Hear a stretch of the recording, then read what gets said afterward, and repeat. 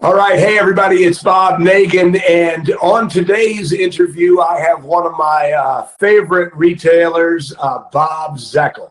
Bob, I'm going to let Bob tell you a little bit about his business in just a moment. But Bob is a super smart retailer. He's a lawyer, which adds a different perspective to things.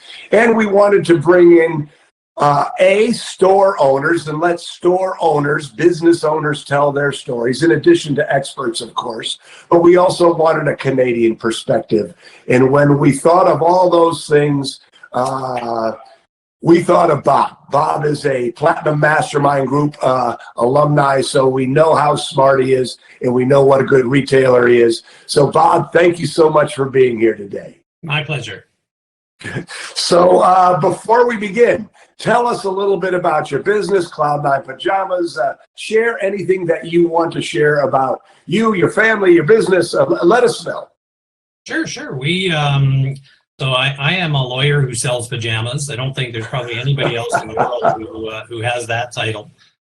Our company is Cloud Nine Pajamas, and we have 5 stores in Edmonton, Alberta, Canada. Well, actually 4 in Edmonton and 1 in Calgary. It's a family business. It's my wife and 3 daughters, and in fact, my 3 daughters really run the show these days. Janice and I are more advisors to their operations. That's a little bit about us. We're closed right now.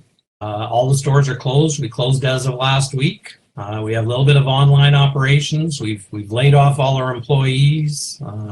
That's kind of where we're sitting right now. So we've gone through the things that people have gone through or are going through right now. So good. So let's talk about that. And I want to sort of reference back. Last week, we had a call with all of the current and alumni from the Platinum Mastermind Group. And you talked about pausing, which we're going to get to a second. But also another alumni talked about when he closed his store that he made the hard decisions. He made the decisions. He did the deal. And he was very glad that he was decisive about that. It sounds like that's what you went through also. Can you talk about that a little bit? Yeah, for sure. The worst decisions are behind us in my perspective right now. We've had to make decisions in the last week or so that we never would have thought we'd have had to make. Gut-wrenching decisions, closing stores, laying off our employees. We had 26 employees that we had to lay off. And really, at the end of the day, we got to come out the other side, right? And those are the tough decisions that we had to make so we can get to the other side and reopen those stores again, right? And who knows what that world's going to look like in the future, but right now, those are the tough decisions we had to make. And so, after we made all those tough decisions, those gut-wrenching decisions, we took a pause. We're kind of still in that pause. We're still doing a little bit of stuff, but we're just trying to regroup. We're trying to get some bills delayed or forgiven, but we're taking some time to be with family and just enjoy what we've got for now, and it'll all be there. The work will all be there, but we've got some time to do it. So right, and I found that very interesting when you said that, and I love this idea of you made the hard decisions, you made them quickly, you did what you needed to do, but then you paused because and everyone's situation is unique to them. And in general, Susan and I are encouraging people to keep hustling, right? Keep some cash flow. And but when you said that, pause, that kind of resonated with me because at some level, the hustle and the few dollars it brings in is not worth the ability to relax and to, like you said, find gratitude, be with your family, and things like that. Because you could do social selling, you could do all of those things, couldn't you? We could, and we are, like, we are to a small extent, but they're not consuming us, I guess. Right. We're not spending 8 hours or 12 hours a day trying to figure out how to be online or how to be doing this, and that stuff will be there. It's actually my perspective that I don't know that people necessarily want to see that right now. Right. Right. You know, it's and everybody to their own, and I get that, but I think a week off, Right. is going to be fine. It's not going to affect. We're not going to lose momentum.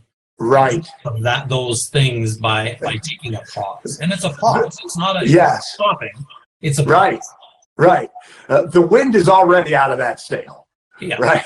Yeah, exactly. You are. Everyone is kind of dead in the water. So at some level, I'm using a sailing analogy, but at some level, you just crack a beer and sit there and enjoy the flat water instead of trying to get a little, inch forward and a little bit. So I really like that perspective, and it's not for everyone. Some people do want to keep hustling. Some people need that. Yeah. But so it sounds like you and, the girls, all of Bob's children are girls, are daughters.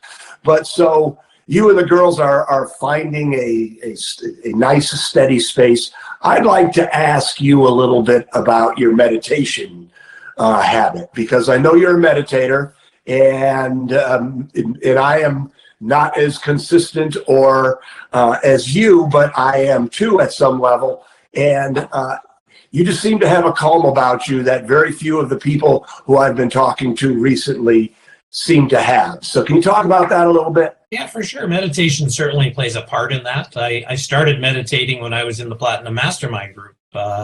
You introduced that concept, if you can call it a concept, right? Me. But I am now approaching 1,500 consecutive days of meditation. It's just become part of my morning routine. I get up and have a cup of coffee and meditate and do some Spanish lessons, and it's part of my morning routine, and it frankly calms me down for the day. It gets my day started. Yeah. Where I also use it is during stressful times. So, like, in the last couple of weeks, I may have been meditating 3-4 times a day. Right. And it's 10 minutes, and I use an app. I use the app called Calm. There's lots of different apps out there. But it's just, again, take a pause, 10 minutes. I just gotta sit, right. gather my thoughts and then get back to it. So, right.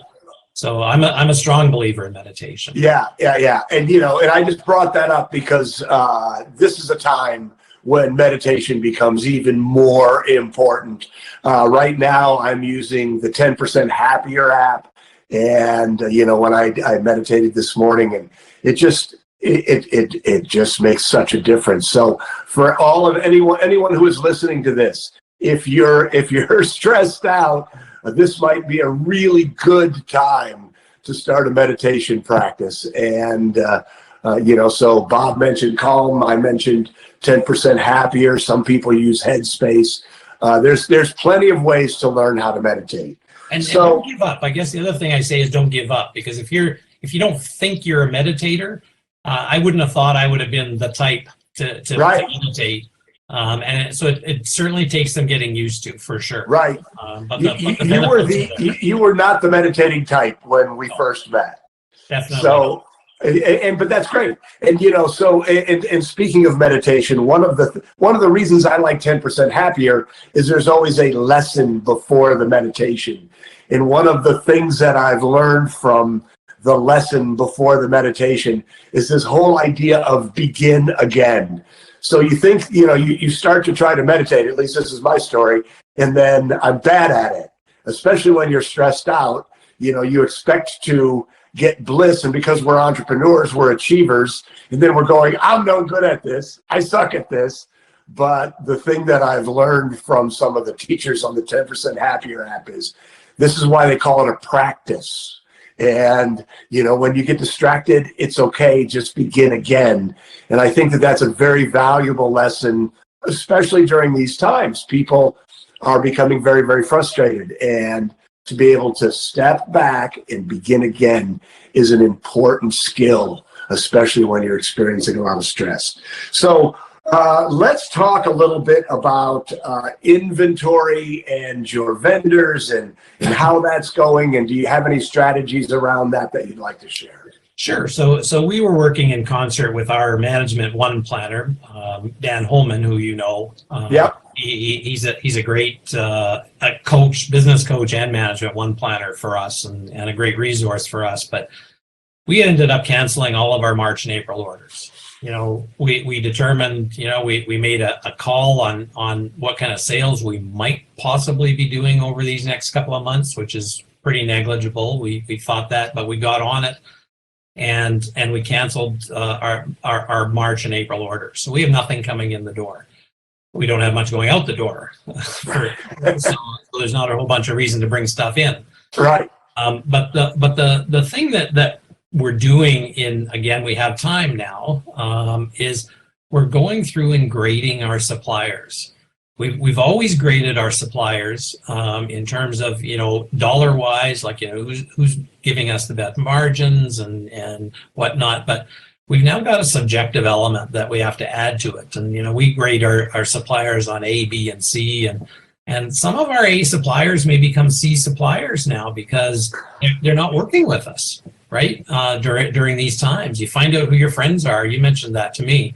Right, you find out who your friends are going through this process, and those relationships. So it's a great idea to start grading your suppliers through this process to see who, when we come out the other side, who we want to be working with. And again. Yeah, I think that's such an important point in general.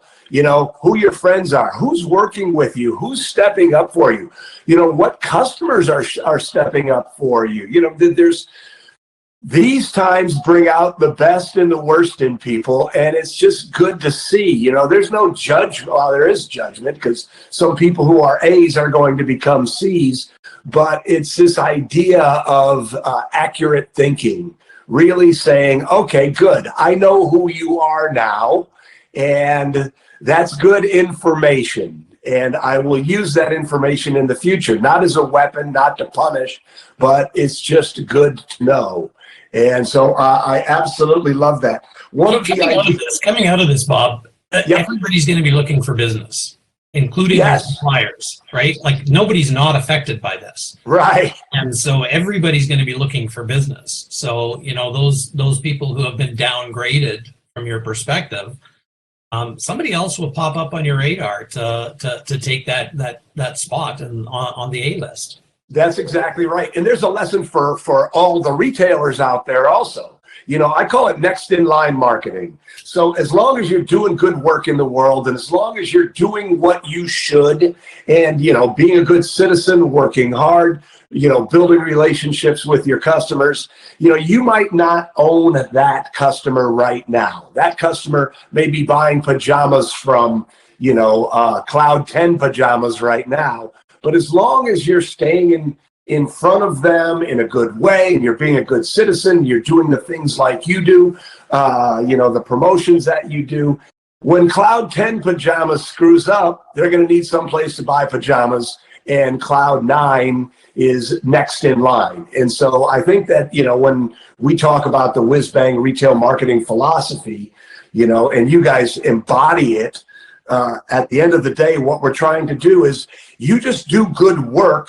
And if you do good work strategically and you hustle the right way, it finds you. The business finds you, and the business goes away from the people who don't treat you well, and the business goes to the people who do get treated well. And I think that that's what's happening here with you guys. I think you guys are going to be awesome when this is done. Yeah, absolutely. I mentioned this to one of our landlords recently, who is digging in their heels, and I said, after a very frustrating call, and that there will be a reckoning at the end of it, and people get to choose right now which side of that, where they want to be on the spectrum, right? People get to choose right now where they want to end up at the end of the day. So right. And I think, and tell me what you think about this. I think that people get to choose, but they don't get to choose because their nature emerges. Yeah, for sure. So the people who are generous and the people who are good and the people who understand that business is about relationships, not transactions, they're going to behave that way because that's their nature. That's the way they do business. And the people who are transactional and just see you as an account, that's their nature. And they can't help but behave that way. Absolutely. So, Absolutely. good. Yeah. So there was something else, and anybody who's listening to this who's been part of our community for a while knows that we had a crisis that involved the breakdown of the world yo-yo supply chain. And when we met somebody who taught us how to get out of the crisis. And one of the things that Tom Williams taught us was that, or pointed out to us, when we were so nervous about our relationships with our vendors, he said, Bob, have you been paying those people on time all along? And we're like, oh yeah, we're good customers. He said, yes, they've been making a profit from you all along. Now it's time for them to help you out. They made a conscious decision to extend you credit. Business is a game of gambling, and they made a decision to give you credit. So at the end of the day, yes, you want to try to make people whole, but at the end of the day, they made decisions and they're living with their decisions now too. And does that seem to ring true with you in this whole conversation? Absolutely. About? Yeah, absolutely. Good. Yeah, absolutely. Wholeheartedly agree. Good, yeah, because, you've got 5 stores. You've been in business how long?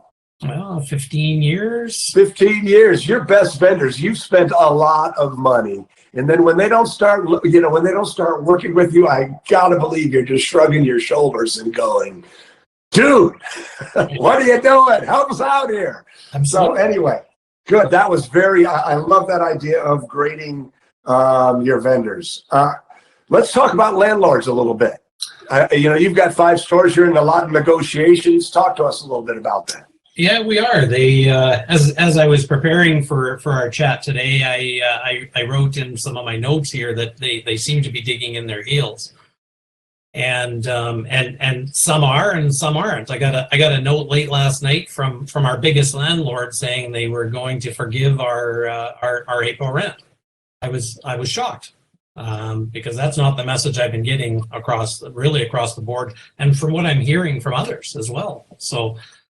But part of it goes, I think, towards how you negotiate with them and whatnot. So here's a little bit of my background training as a lawyer that I think maybe can help. For those of you who are Management One clients or see that or are in that world in any fashion, they had a great webinar yesterday on negotiating with landlords and in these times. So.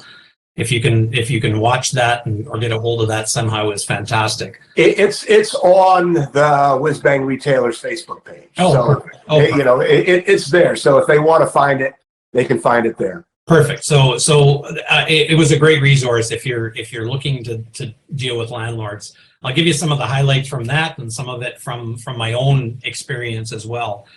You should be reaching out to your landlords in an open and honest fashion. One of the really interesting things is I think people like to band together and they want to negotiate as a group. And I don't suggest that. I can go to a landlord and plead my case, right? I can say, look, I've been a great tenant. I haven't caused you issues. I don't call you every week. My rent is paid on time. I've been here 15 years. Nobody has the exact same circumstances as you. And so you're able to negotiate for yourself better than you can as a group. One of the things I said to every one of the landlords that I was dealing with is that this is confidential, right? I am not going to take this conversation to the other tenants in our complexes. And don't make it personal, right? It's business. We hear that from Whiz Bang all the time, right? It's just business, right? So don't make these conversations personal. You need to be prepared. Know what your lease says. right? Get lawyer help if you need it, but know what your lease says, and be prepared. How long do you have left? Do you have a personal guarantee? If you got a personal guarantee on your lease, you may have a little bit less bargaining power. They can come after your house, right? So, but if you don't have a personal guarantee, you may have a little more leverage, right? Keep in mind that they want you to stay. They do not want you to go, right? You're a great tenant. You've been there a long time. You've paid. They don't want to go find a tenant. There's a cost to finding new tenants. There's a realtor cost. There's downtime. There's leaseholds that they're going to have to pay out to somebody to get the new space up and running. So, excuse me. Be prepared when you go in and talk to your landlords. Some of the things that you should be negotiating are the first of all, abatement of rent, right? Just try and get rid of the rent for now, right? Right. I'm surprised that we had a landlord who our biggest landlord, who was a big landlord in the country, forgave our rent. They mentioned this on the seminar yesterday, the webinar. Don't negotiate against yourself. Don't assume that you know what they're thinking, right? Right. Ask for what you want now. What do you need now? Right. Let them come back to you. Don't try and think what they're thinking, right? Right. Right. You need to know what you need in this situation. Yeah. And then negotiate from there. Okay. Yeah. Abatement. Okay. Deferral, maybe, right? Maybe it's an opportunity if you have the ability to play offense here. Maybe it's the ability to extend your lease at a better rate. Right. There's going to be lots of space open at the end of this. Yes. When we get back to the new normal, so you know that maybe you can extend your lease in these circumstances at a better rate. Yeah, that's a wonderful thought. And, and I think that, and you can speak to this, of course, I think that one of the things that is really, really important for everybody who's listening to this interview is this recognition that things are changing all the time. The situation is changing all the time, and that every problem represents an opportunity.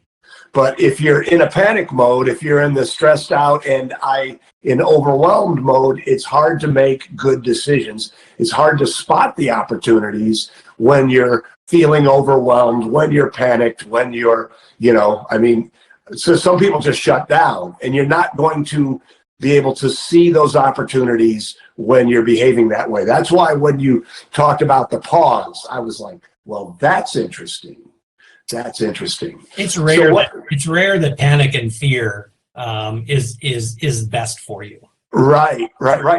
And it really, these are all opportunities to build your confidence too. We talked about that a little bit before we actually pushed the record button. You were talking about both of us were in Dan Sullivan's strategic coach program, both of us for 3 years. And Dan Sullivan is a brilliant, brilliant business thinker. And one of the things he says that the most important thing any entrepreneur can have is confidence. And can you speak to that a little bit? Yeah, for sure. There's ways that you can build confidence as well. One of the things he's come out with during this through these times is called the scary times sort of planner or skills test. And what he's suggesting you do is look back in your life and look at some scary times that you've had in the past. And how you got through them, and have you learned from them, and did you develop any skills from them? And it's interesting when you go through that exercise that you realize that you've survived. You've made it through things in the past, and it helps build confidence, right? It does. You can do it. Everybody, you can do it. You don't. It seems like a simple concept, but which is what Dan does, is he takes simple concepts and just sort of builds tools around them. And it's a simple concept, but think about scary times in your past. One of the scariest times that many of us have had is probably opening our store. Yeah. That's probably a worse time than we're in now. Right. We had no knowledge in those times. We've learned a ton since the day we opened a store. We're in a pause right now, but for those people who are working at it, will come out the other side. It's a financial issue right now, but you still have all the knowledge that you've built up over the years with your existing stores. So right. And and so Bob and I were talking before this. So Bob and I go way back. How long were you in the Platinum Mastermind group? 3 years, 4 years? 3 or 4, I think. Yeah. Yeah. Anyway, so we go way back. We were chatting it up, but I know what it's called. It's called the wealth profile. But in the Platinum Mastermind group, we use Colby testing and Strength Finders testing. But I'm a big fan of these profiles, and whoever the gentleman who did this wealth profile had a great quote that I was sharing with Bob before this, and he said, true wealth is not what you have, it's what you have when things are taken away from you. So, to Bob's point, all of the things that you've learned through this all will serve you incredibly well when this is done. I went through 3 major crises in my retail career, and every one of them made me stronger and better. So yes, this is, and when we talk about this, there's what we're going through as a business, but you look at what people go through. People have children who get sick, people lose loved ones to death.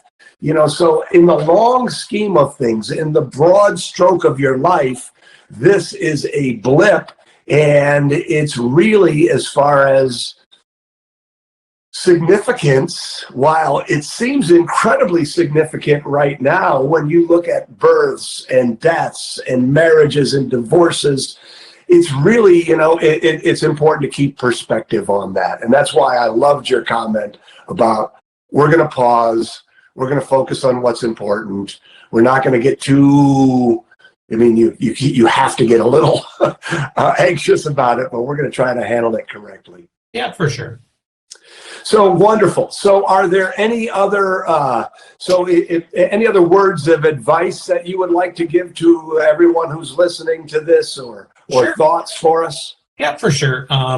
Because I am a lawyer, there's a couple of things from a contractual perspective that people should be looking at. I'm not giving legal advice here. Everybody's laws are different in every province and state, and so you need to get legal advice. But you've probably heard and seen things about a force majeure clause in your contracts, and you need to look for those because those are clauses that basically excuse a party from performing due to an event set out in the contract or something beyond your control.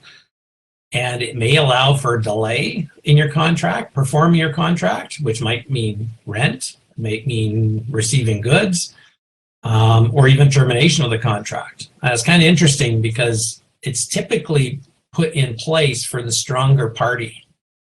And we can flip it. We can become the stronger party in these circumstances. It's typically put in those contracts for the stronger party in the negotiation. So it's kind of interesting concept. There's another concept in law called frustration of contract. Certainly a Canadian concept. I'm assuming it's a concept in the U.S. as well, but kind of a similar concept where unforeseen circumstances just make the contract impossible to execute. Right. So. Right. I'm spitballing here, but people, the landlords in particular, again, are renting us space so that we can sell goods. Right.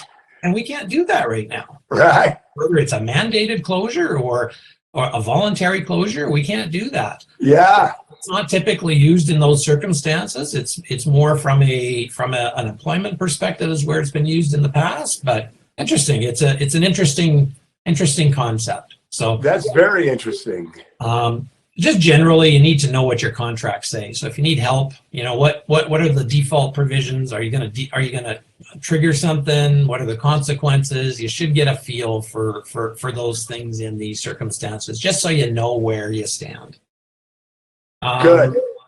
Business interruption insurance. I think it's a concept that I've certainly been told it's not applicable. Mine in particular is not applicable in these circumstances.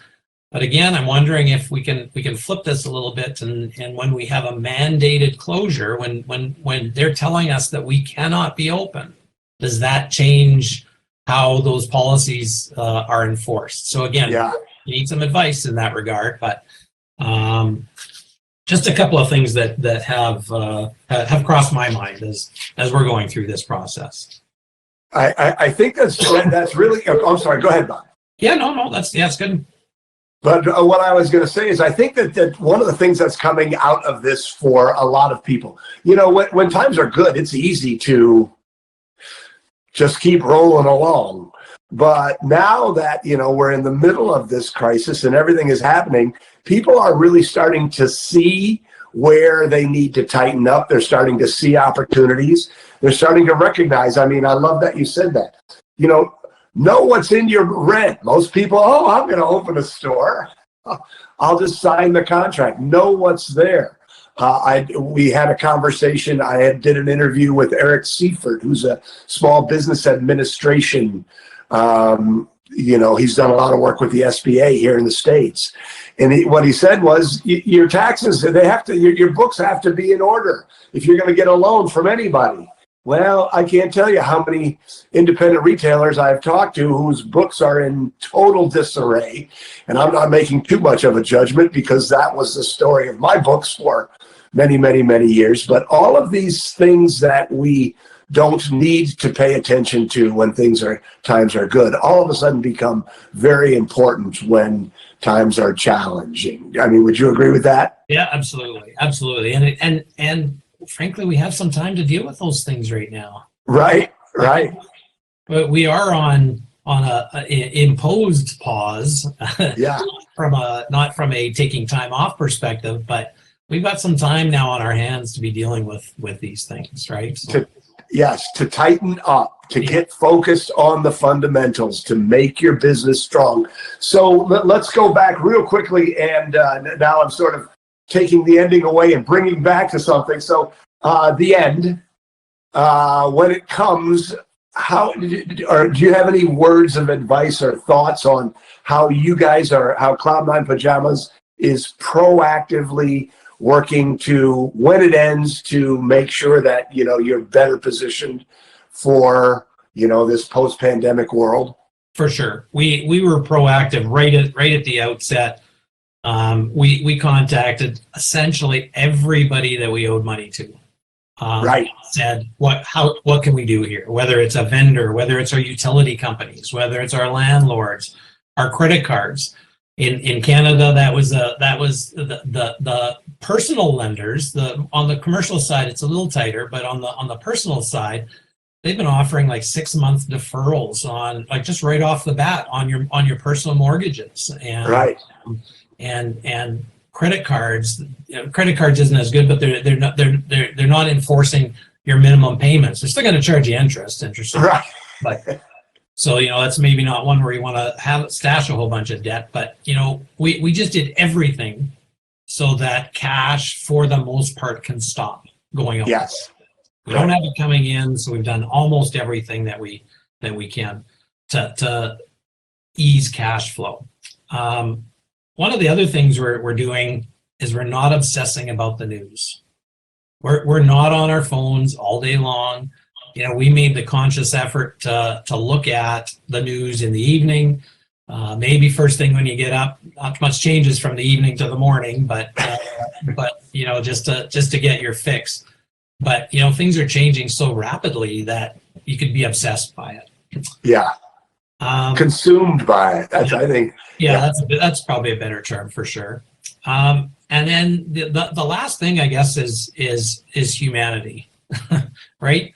At the end of the day, if we can help, we are, right? Right. If there's other retailers that need help, we're reaching out, and we do have the benefit of having, followed Whizbang and for many years, and so we're happy to lend that information to others, and so we're reaching out to others as well and helping, because just from a humanitarian perspective, everybody needs a hand, right? Yes. If we can help, we certainly are. Great. And Great. some of our vendors, right? Some of our vendors need the help too. And so Absolutely. we are paying some of those bills. Like we're not just putting a hard stop on everything. There's some people that are supporting us who need our help at this time too. It's not a one-way street. So absolutely. We're all in this together, and going back to what we talked about earlier, I believe that at the most fundamental level, this is your opportunity to be a really, really good human being, to be an important part of your community, just to be a good human being. And as we talked about earlier, I think that when you're a good human being, it's going to come back to you. No, I don't think that. That's my operative business philosophy right there. Givers get. Yeah. So good. I don't know where I heard this quote, but it's because we were inundated with information these days. It might have come from Dan Holman, but I don't have my hand out. I have my hand up. Yes. Good, wonderful. That's great, and I'm hoping to get Dan on for an interview here sometime soon. But that is just wonderful. So Bob, thank you so much for your time here, and please say hello to Jen and the girls for us, and thank you for your generosity. Thank you for your spirit. I'm so glad that we were able to spend this time here together today. Well, certainly my pleasure, and thank you for all of the great work you do for so many of us in this world. So wonderful. All right, everybody. I'm Bob Nagan. I'm sure that you found this helpful. Again, if you want to see all of the resources in one place, all of the podcasts, all of the community forum, all of these interviews, go to whizbangtraining.com/coronavirus, and you'll be able to binge watch Whizbang Retail Training Resources. All right, everybody. See you later. We'll talk soon.